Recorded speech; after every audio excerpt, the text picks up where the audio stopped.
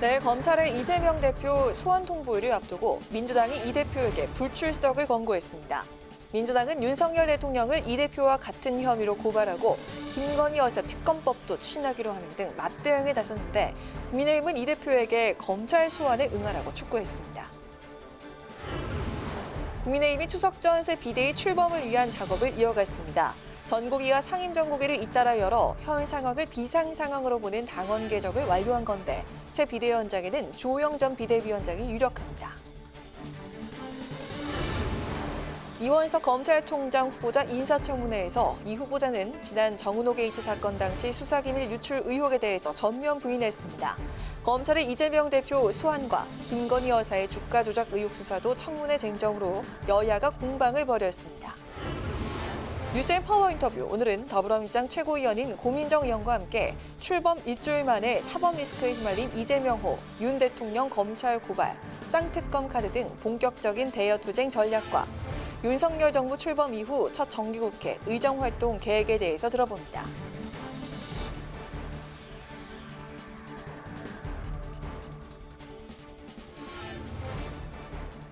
여러분 안녕하십니까? 9월 5일 의정종합뉴스 뉴스엔 시작하겠습니다. 오늘 뉴스는 이원석 검찰총장 후보자 인사청문회 중계방송으로 늦게 방송합니다. 더불어민주당 이재명 대표에 대한 검찰의 소환 통보일을 하루 앞두고 정치권에 전운이 감돌고 있습니다. 민주당은 이 대표에게 검찰 불출석을 권고하고 윤석열 대통령을 이 대표와 같은 허위사실 공표 혐의로 검찰에 맞고발했는데요. 김건희 여사 특검법도 당론으로 추진하기로 결정하면서 이 대표에게 소환 조사에 응하라고 촉구한 국민의힘과 강대강 전면전을 선포했습니다. 보도에 임채원 기자입니다. 비상의원총회를 열고 검찰의 이재명 대표 소환 조사에 대한 대응책을 논의한 더불어민주당. 민주당은 명백한 정치 탄압이라며 이 대표가 검찰에 출석하지 말고 서면 조사로 대체해야 한다는 데 뜻을 모았습니다. 또 성명서를 통해 윤석열 정권의 정치 탄압에 맞서 결연히 싸워나가겠다는 의지를 다졌습니다. 윤석열 정권의 야당 탄압과 민주주의 파괴를 막고 무너진 공정과 상식을 회복시켜 나아갈 것임을 다짐하며 다음과 같이 요구한다. 하나, 윤석열 정권은 문재인 정부와 야당 인사에 대한 정치 탄압을 즉각 중단하라. 중단하라. 민주당은 윤석열 대통령을 이 대표와 같은 허위사실 공표 혐의로 서울중앙지검에 고발했습니다. 대선 당시 윤 대통령은 김건희 여사가 도이치모터스 주가 조작 사건과 무관하다고 반박했는데 최근 재판에서 김 여사 본인이 직접 거래한 정황이 드러났다는 겁니다. 이 대표가 지난해 국회 국정감사에서 백현동 특혜 의혹 관련 허위사실 공표 혐의로 검찰에 고발된 만큼 사실상 맞불 조치로 해석됩니다. 김건희 여사가 저하고 이 땡땡땡 씨 제외하고는 거래를 못하게 하세요 라고 이야기합니다. 이게 6월 16일입니다. 그러면 윤석열 대통령 당시 이야기했던 거 모두 허위사실 아닙니까? 이 허위사실 공직선거법 위반 아닙니까? 대통령 재직 시에는 소출을 받지 않아 수사는 할 수 없지만 공소시효가 정지돼 퇴임 후에는 얼마든지 수사할 수 있다는 게 민주당의 설명입니다. 이와 함께 민주당은 김건희 여사의 도이치모터스 주가 조작, 허위 경력과 관련한 특별검사법을 발의해 당론으로 추진하기로 했습니다. 박홍근 원내대표는 국정조사와 별개로 원내 지도부에서 특검 방식과 계획을 논의해 추후 발표하겠다고 밝혔습니다. 그러나 국민의힘은 이재명 대표를 향해 거듭 검찰에 출석해서 떳떳하게 소명하라고 촉구했습니다. 권성동 원내대표는 범죄 혐의자가 검찰 소환 요구를 받으면 출석해서 소명하는 게 국민의 의무라며 이 대표는 민주당을 방탄으로 사용하지 말라고 주장했고 민주당이 윤 대통령을 고발한 데 대해서는 이 대표에 대한 처벌을 피하기 위한 꼼수라며 국민이 납득할 수 없을 것이라고 말했습니다. 국회방송 임채원입니다. 국민의힘이 새 비대위 출범을 위해 속전속결로 전국위와 상임전국위를 잇따라 열고 당원 개정안 등을 의결했습니다. 이르면 모레 새 비대위원장 후보를 발표하고 추석 연휴 전인 8일 새 비대위를 출범시킬 계획인데요. 비대위원장으로는 다시 주호영 의원이 유력하게 거론되고 있습니다. 보도에 홍혜진 기자입니다. 국민의힘이 새 비대위 출범에 걸림돌이 됐던 법적 미비점을 보완했습니다. 당의 비상 상황에 대해 선출직 최고위원 5명 중 4명 이상이 사퇴하는 등으로 구체적으로 명시한 당원 개정안을 최종 의결했습니다. 앞서 법원이 이준석 전 대표의 가처분을 일부 인용하면서 당이 비상 상황이 아니라고 판단한 만큼 비상 상황 요건을 더 명확히 규정한 겁니다. 이어 주호영 비대위원장을 비롯해 비대위원 전원이 총 사퇴했고 이를 상임 정국위가 당 비상 상황으로 판단해 비대위 설치 요건을 충족했다는 유권 해석을 내놨습니다.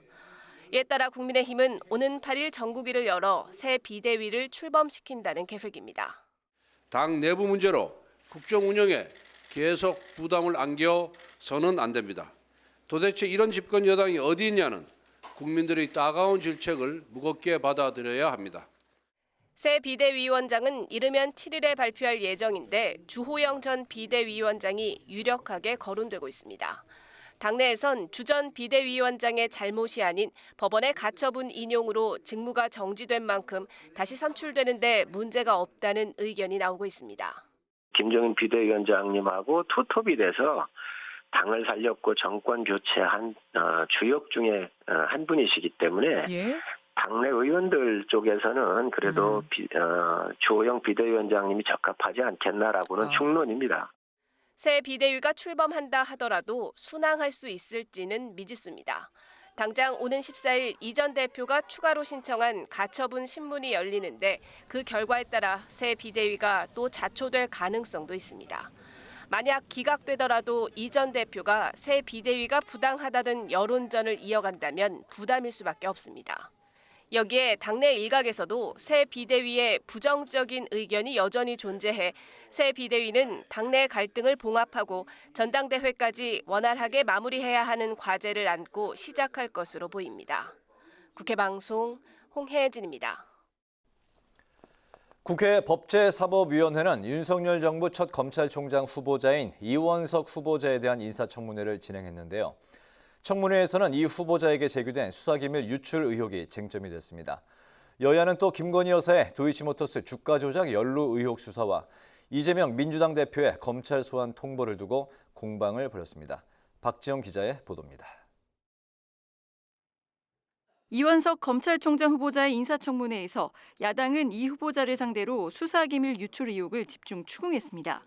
이 후보자가 지난 2016년 법조 비리로 번진 정은호 게이트 사건을 수사하며 일부 판사의 영장 청구 예정 사실과 수사 정보 등 구체적인 수사 내용과 계획을 알려준 건 기밀 유출 행위에 해당한다고 주장했습니다.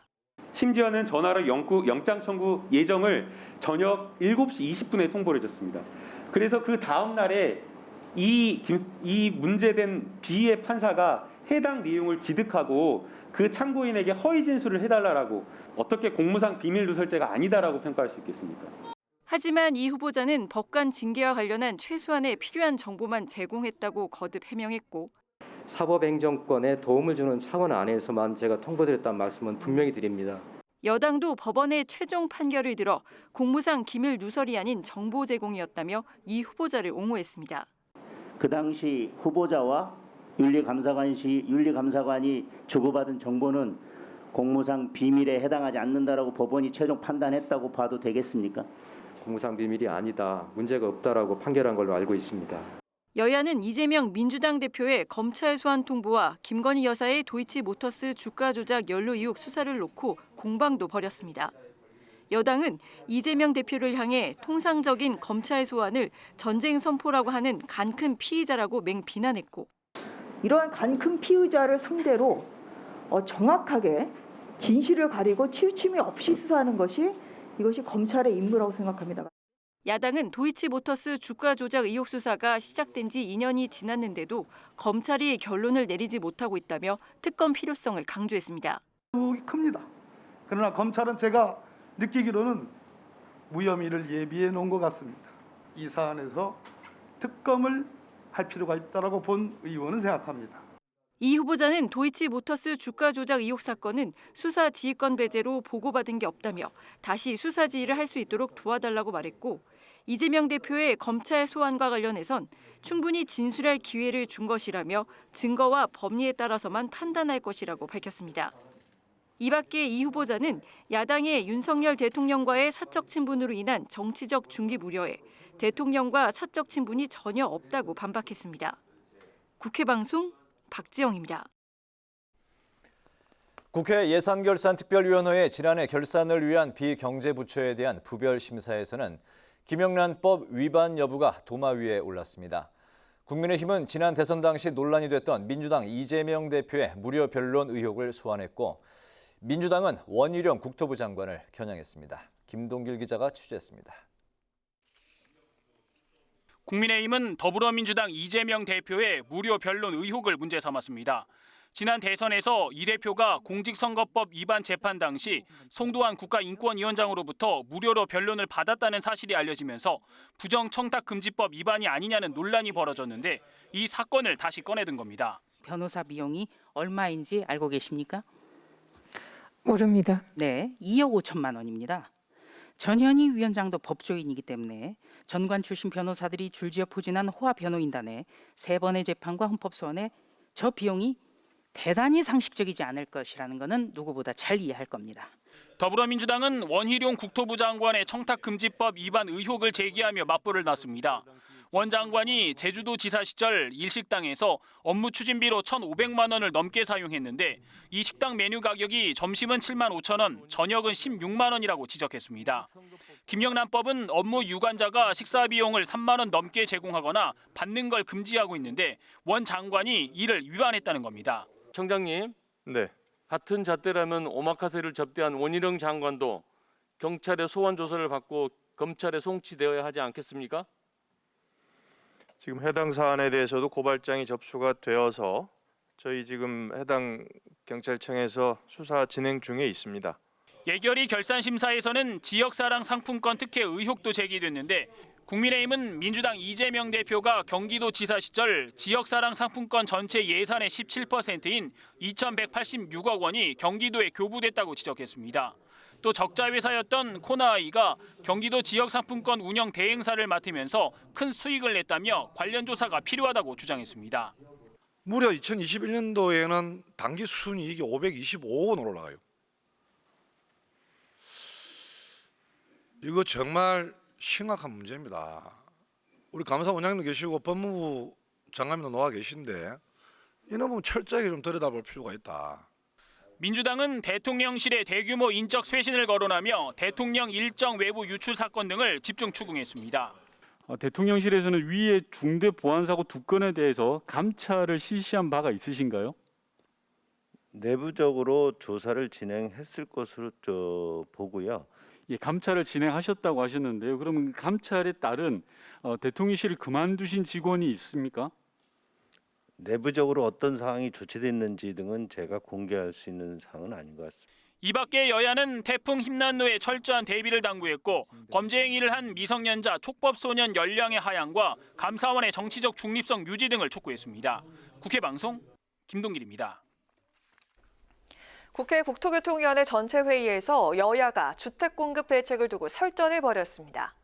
국민의힘 김희국 의원은 문재인 정부 시절 대출 규제와 용적률 제한 등 주택 건설 규제로 주택 공급 기반이 파괴됐다며 현 정부에서도 어려움이 예상된다고 주장했습니다. 반면 더불어민주당 허영 의원은 윤석열 정부가 발표한 8.16 부동산 공급 대책과 관련해 입법 등을 완료하기까진 2년 이상이 걸릴 것으로 전망되는 만큼 문재인 정부에서의 부동산 대책이 현재 주택 공급이 가능한 기반을 마련한 것이라고 맞받았습니다. 정의당이 비례대표 의원 총사퇴 권고안 부결과 관련해 당을 더 책임 있게 혁신하겠다고 입장을 밝혔습니다. 이은주 비상대책위원장과 장혜영, 유호정, 배진교, 강은미 의원 등 정의당 비례대표 의원들은 오늘 기자회견을 열고 당원 총투표 과정과 결과를 의원단의 부족함에 대한 엄중한 경고로 받아들이고 무거운 책임감을 느낀다고 말했습니다. 그러면서 당을 더 단단하게 통합하고 재창당으로 나아가는 데 책임을 다하겠다며 당의 혁신과 의원단의 쇄신을 바라는 마음은 모두 하나라고 강조했습니다. 김진표 국회의장은 국회 접견실에서 미국 연방 하원 대표단을 만나 인플레이션 감축법에 대한 수정과 보완이 필요하다고 강조했습니다. 김 의장은 한미 FTA에 따르면 한미 양국은 통상 측면에서 최애국 대우를 하게 돼 있다며 인플레이션 감축법으로 현대차 등 한국 대기업의 주가가 하락하는 경우 한미 정상회담 당시 약속한 대미 투자가 지연될 수 있다고 말했습니다. 김 의장은 또 북한, 러시아, 중국에 의해 다양한 형태의 안보 환경이 만들어질 수 있다며 양국 의회의 군사 외교 분야 의원 간 교류 채널을 정례화하자고 제안했습니다.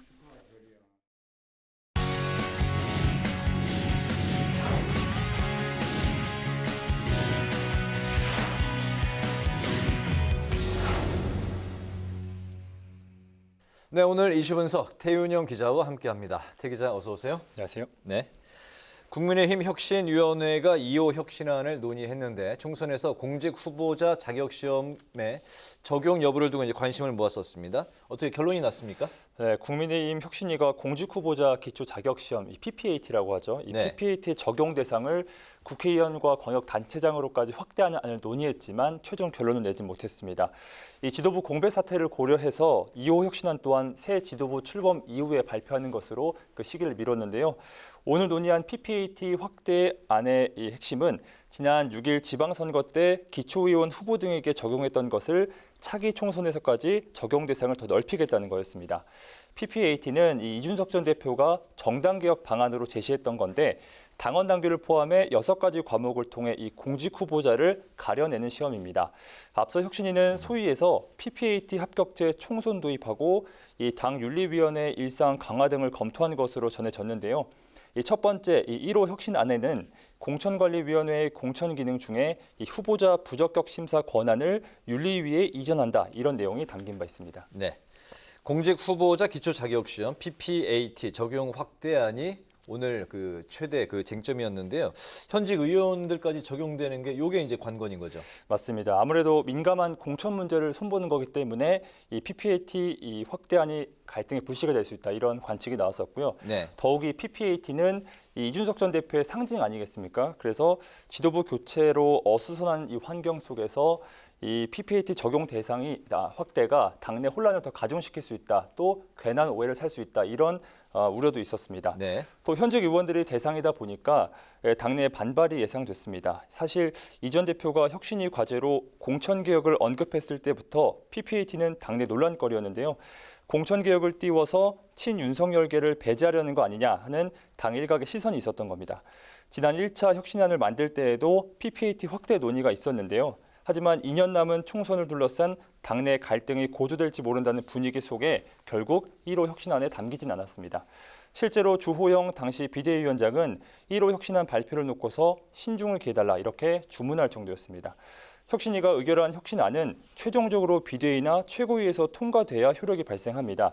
이 PPAT 적용 확대를 담은 혁신안의 통과 여부는 이준석 전 대표와 이 국민의힘 간의 법적 공방에 따라 달라질 것으로 보이는데요. 네. 통과까지의 진통 과정 그리고 최종 통과 여부 등이 앞으로 최대 관전 포인트가 될 것으로 보입니다. 네, 2호 혁신안이 아직 조금 더 논의가 남아 있는 상황인 거죠? 맞습니다. 알겠습니다. 야당 소식을 또 들여다보겠습니다. 이재명 더불어민주당 대표의 선거법 수사가 이제 본격적으로 진행이 되고 있는데 바로 내일 출석일로 이제 통보가 된 상황이잖아요. 결과에 따라서 이 대표 본인과 당에도 상당한 부담이 이제 작용할 것으로 보이는데 먼저 검찰이 어떤 걸 들여다보겠다는 건지 내용부터 살펴볼까요? 네, 검찰이 이재명 대표에게 통보한 출석일이 바로 내일입니다. 말씀하셨듯이 네. 지난 20대 대선 관련 선거법 사건 위반 사건의 공소시효가 오는 9일로 만료되기 때문에 수사가 본격화하고 있는 건데요. 이 사건은 크게 두 줄기로 구분됩니다. 이 대표가 대선 후보 시절 때 있었던 일들인데 먼저 대장동 의혹과 관련해서 허위 사실을 유포했다는 겁니다. 대장동 개발사업 실무자였던 고 김문기 성남도시개발공사 개발 1처장이 극단적 선택을 하지 않았습니까? 이를 두고 이 대표와의 연관성에 관심이 집중됐었고 이 대표는 한 방송사에 출연해서 성남시장 시절 때 김 처장이 하위 직원, 그러니까 이 팀장 때라고 몰랐다고 답을 했습니다. 네. 검찰은 이게 허위 사실이냐를 두고 먼저 조사할 방침이고요.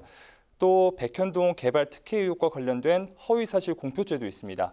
지난 경기도 국정감사에서 백현동 개발 때 용도 변경을 특혜를 준 거 아니냐 이렇게 국민의힘 의원들의 추궁이 이어졌고 이 대표는 국토부가 협박해서 용도 변경을 해줬다는 취지로 답을 했습니다.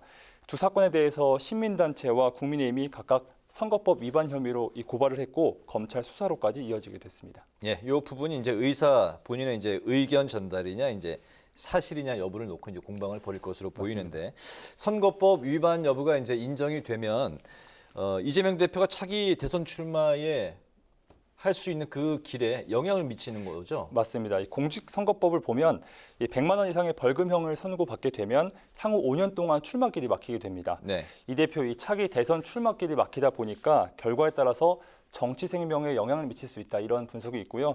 이 대표는 지난 2018년 경기지사 선거 때도 당선 뒤에 허위사실 공표 혐의로 기소된 적이 있습니다.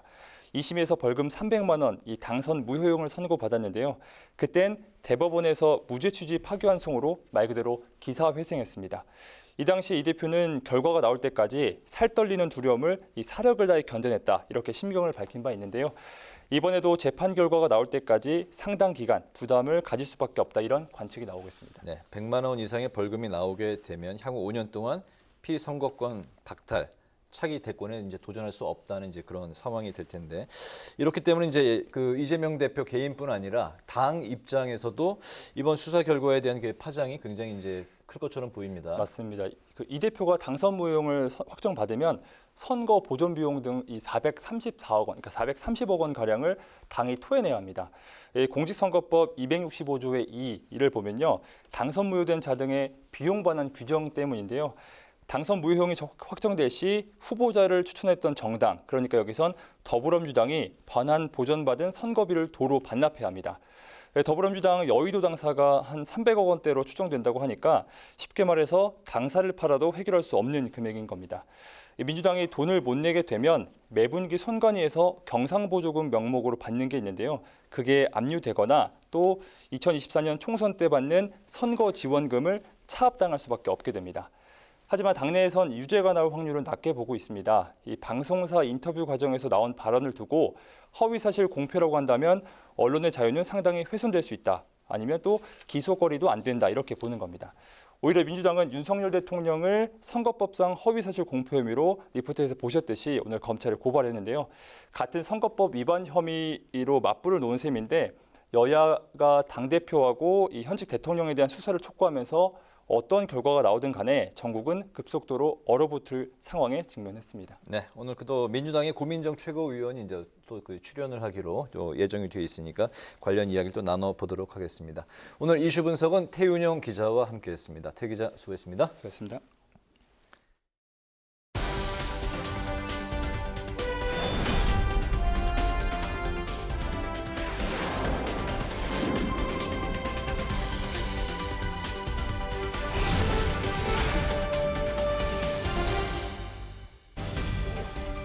강하랑의 정치톡 시간입니다. 9월 5일 시선을 집중시킨 정치 뉴스 만나보시죠.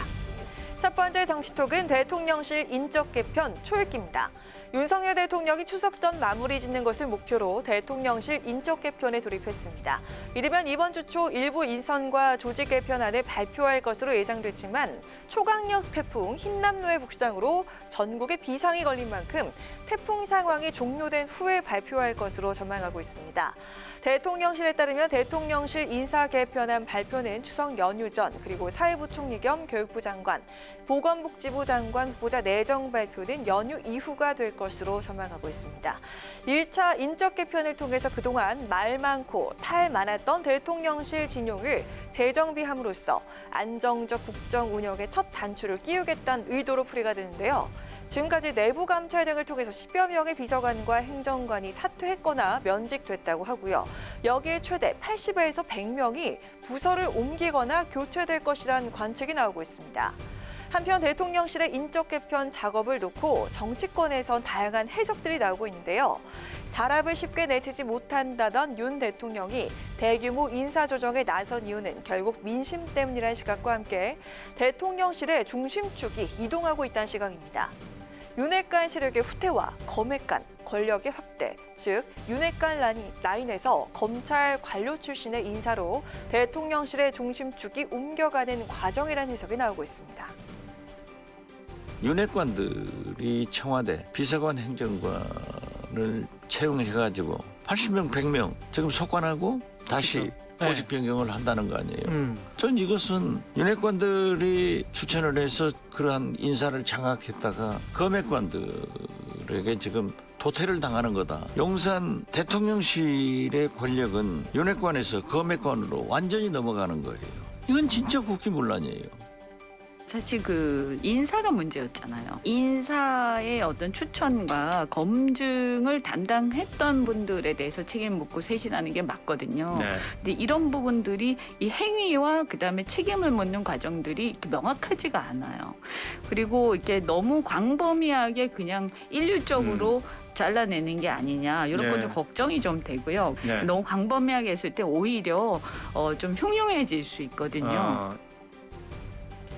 대통령실이 인적 쇄신에 칼을 빼들었습니다. 윤석열 대통령은 대통령실이야말로 국민에게 가장 헌신적이고 유능한 집단이 돼야 한다며 인적 쇄신의 배경을 밝히기도 했습니다. 국정 수행 지지율이 또다시 하락세로 돌아선 지금 윤 대통령은 고강도 인적 개편을 통해 지지율 반등의 모멘텀을 확보할 수 있을까요? 자, 이어서 오늘의 두 번째 정치톡은 참을 줄 알아야 돼 표현의 자유입니다. 국민의힘 이준석 전 대표가 연일 윤석열 대통령과 윤핵관 그리고 초선 의원들을 향해서 공개적으로 비판을 쏟아내면서 국민의힘에 혼란이 가중되고 있습니다. 이 전 대표 어제는 보수의 심장 대구 시내 한복판에서 친정을 향해서 날선 발언을 이어갔습니다. 특히 자신에게 각을 세운 초선 의원들을 지록위마라는 사자성어로 비판해서 눈길을 끌었습니다. 지록위마. 사슴을 가리켜 말이라 한다는 뜻으로 윗사람을 농락하고 권세를 함부로 부리는 것을 비유한 말인데요. 이 전 대표는 사자성어만 보면 흥분하는 우리 당의 의원들 중에서 작금의 상황을 표현하자면 지록위마라면서 윤핵관이 사슴을 가리켜 말이라고 했을 때 왜 초선 의원들이 그것을 말이 맞다고 앞다퉈 추인하면서 사슴이라고 이야기한 일부 양심 있는 사람들을 집단 린치하나 이렇게 직격을 했습니다. 이 전 대표의 이 같은 발언을 두고 당내 반응이 엇갈리고 있습니다. 이 전 대표의 여권을 향한 공개 저격 발언이 여권에 대한 민심을 더 악화시키지 않을까 노심초사하는 분위기와 함께 일각에선 정치인에게 정치적인 표현의 자유는 굉장히 중요하다면서 이 전 대표를 옹호하는 목소리도 나오고 있습니다. 과하지요. 지금 정치를 하는데 너무 과한 표현은 적절하지 않다고 생각을 합니다. 여당의 대표 또 전직 대표는 굉장히 무거운 자리예요. 대통령 다음으로 무거운 자리잖아요. 그렇기 때문에 아무리 할 얘기가 많아도 좀 참을 줄 알아야 한다고 생각을 하고요. 본질적인 문제는 또 본인한테 시작된 거잖아요. 이런 상황에서 계속 비난만한 상황은 아니라고 보여지고요. 정치인한테 정치적인 표현의 자유는 굉장히 중요하거든요. 지금 당의 윤리위라는 곳이 그런 정치적 표현의 자유를 되게 중요하다라고 강조하면서도 정치적인 책임이 더 중요하다는 식의 이런 입장문을 많이 발표하고 있는데 안타까운 부분이 정치인에게 있어서는 표현의 자유가 굉장히 중요하고 이런 것을 억압하고 특히 권력의 어떤 추출하는 과정에서 그런 식의 표현의 자유를 억압하는 것은 굉장히 지양되어야 된다 생각합니다. 이준석 전 대표 할 얘기가 많아도 참을 줄 알아야 한다는 지적에도 거침없는 발언을 이어가고 있습니다. 새 비대위 전환의 부당성과 윤핵관, 초선 의원들의 책임론을 부각하는 한편 자신을 향한 윤리위 추가 징계 움직임에 대해서도 역사의 길이 남을 조롱거리가 될 것이라고 주장하기도 했습니다. 갈수록 독해지고 있는 이준석 전 대표의 발언, 참을 줄 알아야 한다, 표현의 자유다. 여러분은 어떻게 생각하십니까? 지금까지 강아락의 정치톡이었습니다.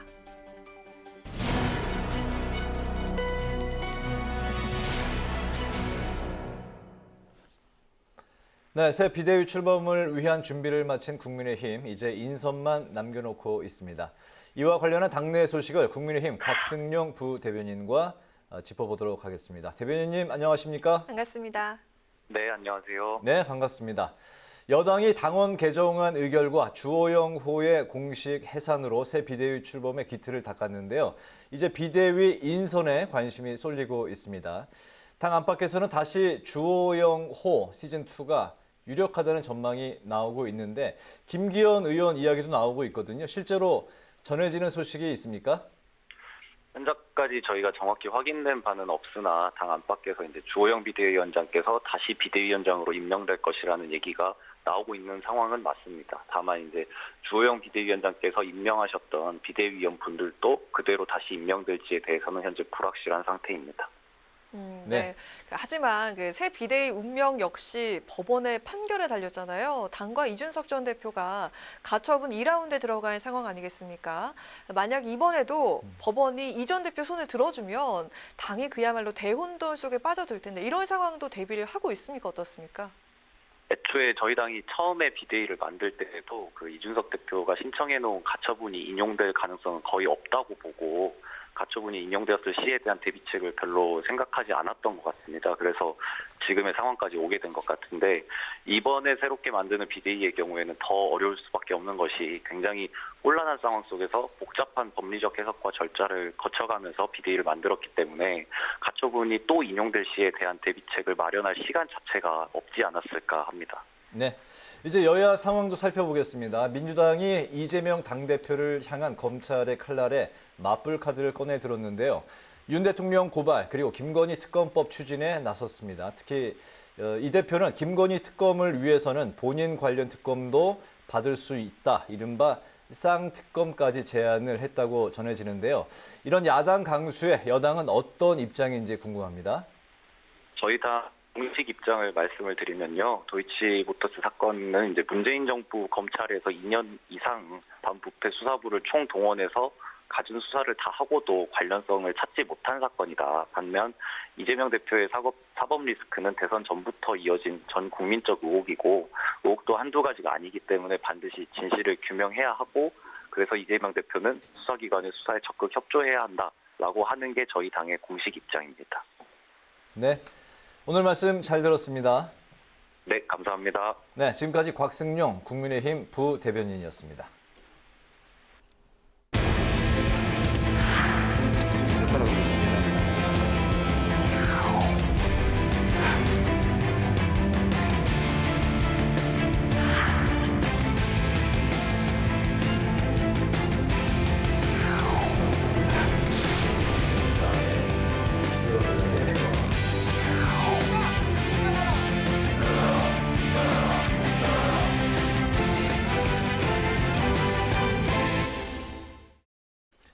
네, 이번 시간은 뉴스엔 파워 인터뷰 코너입니다. 거대 야당으로서의 과제를 안고 이제 출항한 지 일주일이 된 이재명 혼데요.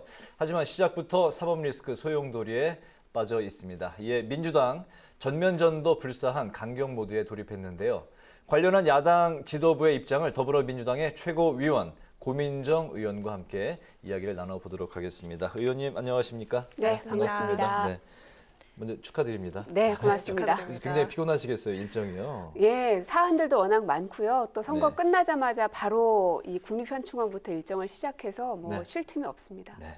먼저 그 거대 야당이 이제 최고위원 되신지 딱 일주일 되신 거죠? 네. 어깨가 이제 굉장히 무겁고 여러 현안들 여당과 야당 굉장히 첨예하게 대립하고 있는 상황인데 민주당 최고위원으로서 지금 일주일 어떻게 보내셨나요? 정말 정신이 하나 없고요.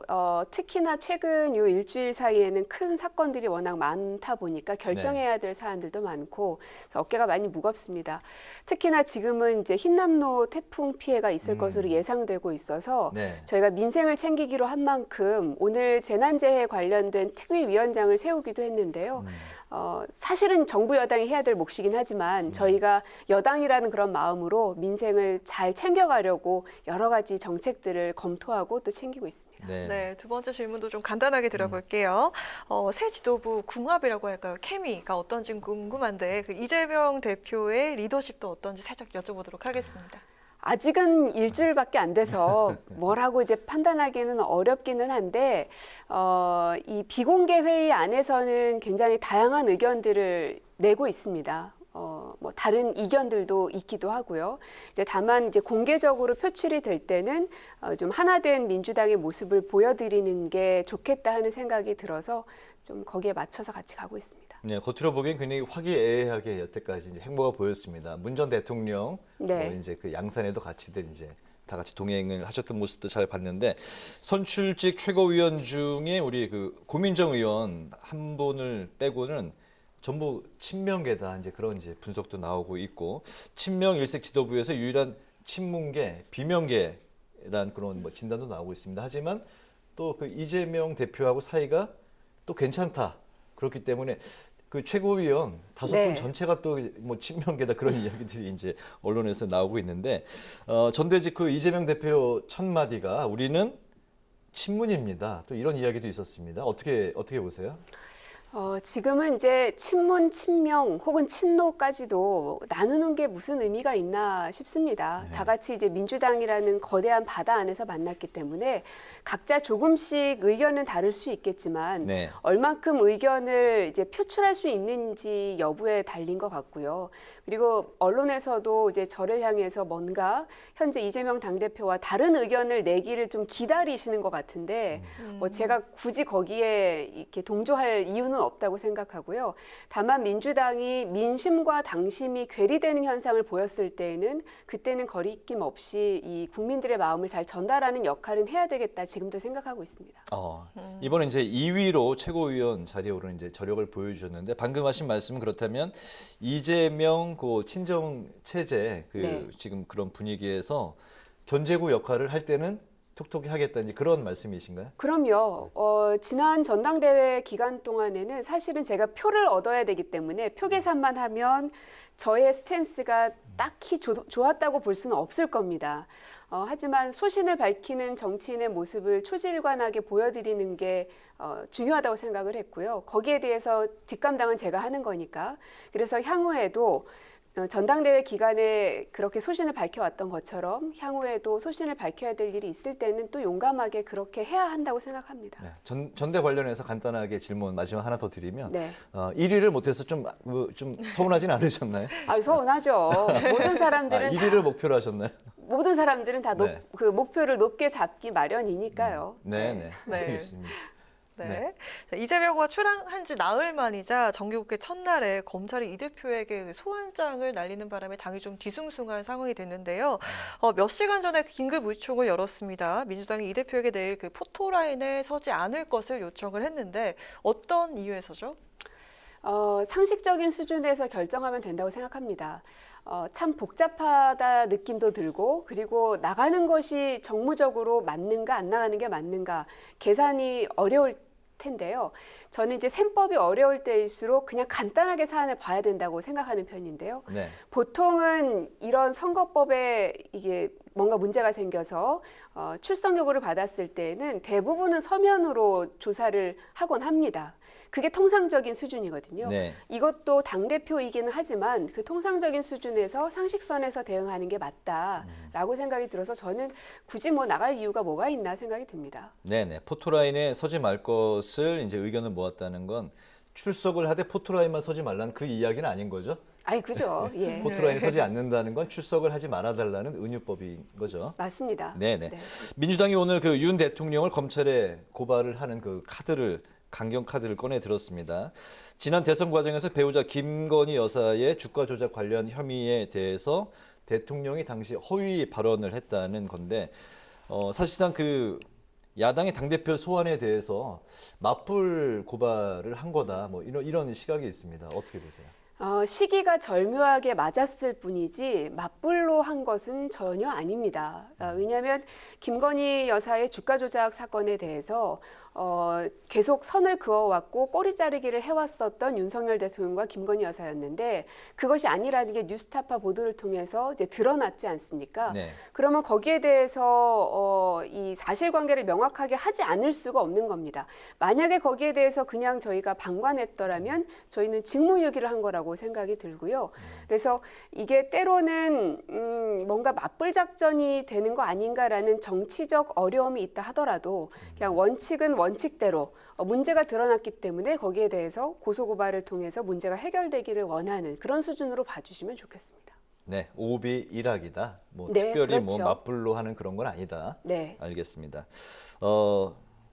이 대표가 김건희 특검과 함께 본인 관련 특검을 이제 동시에 실시하는 뭐 받아들일 수 있다는 쌍특검 카드를 이제 꺼냈다고 전해지거든요. 네. 오늘 의총에 대해서 바로 이 부분에 대한 결론도 어떻게 함께 났나요?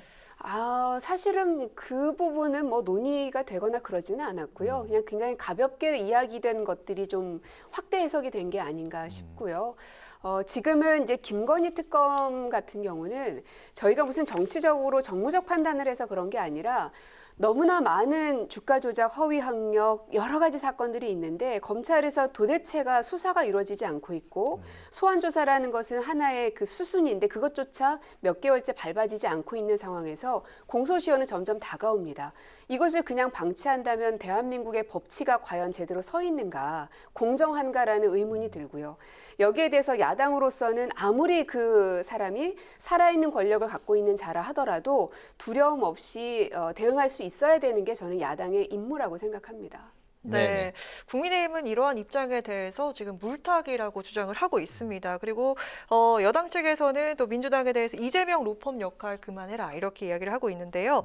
검경 수사 선상에 오른 그 이 대표 관련 사건만 해도 10여 건에 달하는 상황인데 또 한동훈 장관은 이게 전쟁이 아닌 범죄를 수사하는 것이다 이렇게 의견을 냈습니다. 민주당 입장 여기 덧붙여 주시죠.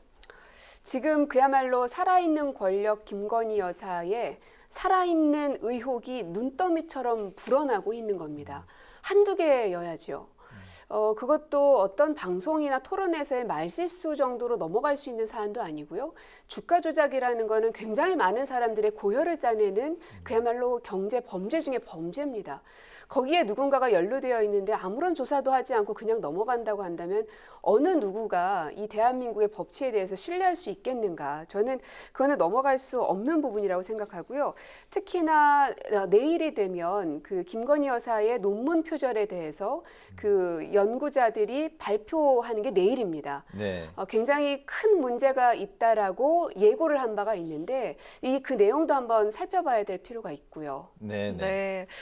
사실 그 민주당 새 지도부 첫 주는요. 민생과 통합 행보가 두드러진 그런 모습이었는데 이 대표 사법 리스크가 당면을 했습니다. 앞으로는 좀 대여 투쟁에도 힘을 주는 겁니까? 어떻게 갑니까? 민생과 대여 투쟁은 결국은 이제 두 마리 토끼를 다 잡아야 합니다. 민생은 당연히 저희가 가져가야 되고요.